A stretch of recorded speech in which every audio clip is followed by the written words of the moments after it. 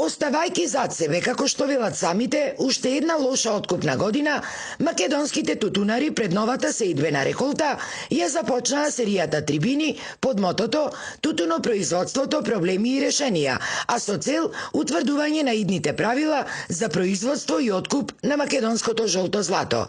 Велат дека повеќе нема да дозволат и понатаму да се злоупотребува нивниот труд со откупни цени кои ни приближно не им ги покриваат производствените трошоци, особено ако се земе предвид енормното покачување на цените на сите животни трошоци.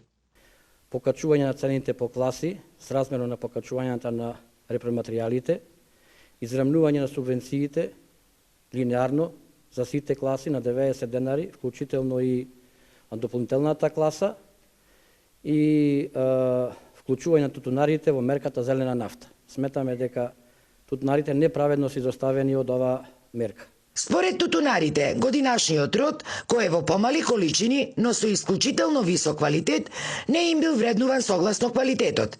Обвинуваат дека сега, на 10 дена пред затворањето на откупните пунктови, откупувачите ги зголемиле откупните цени, па прашуваат кој и како ќе ги обештети тутунарите, кои родот го предадоа на почетокот на откупот. Со овие цени сме нерентабилни, според податоците на државата, односно на Министерството за земјоделие, до денес се откупени 18,7 милиони килограми со просечна цена која едвам достигна 200 денари, но за жал можам да кажам производната цена на тутунарите за оваа година е 217 денари, што значи дека тутунарите во оваа реколта работеа со 17 денари загуба по килограм. Ова е неодржливо и неприфатливо и овие состојби мора да се променат. Значи, за да биде поисплатлива за тутунопроизводител, требаш да биде од 240 до 250 денари просечната цена.